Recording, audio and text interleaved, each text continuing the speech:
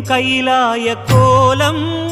அதை காண்கின்ற கஞ்ஞான பீடம்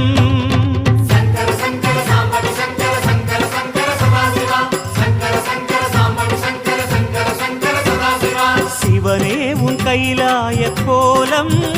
அதை காண்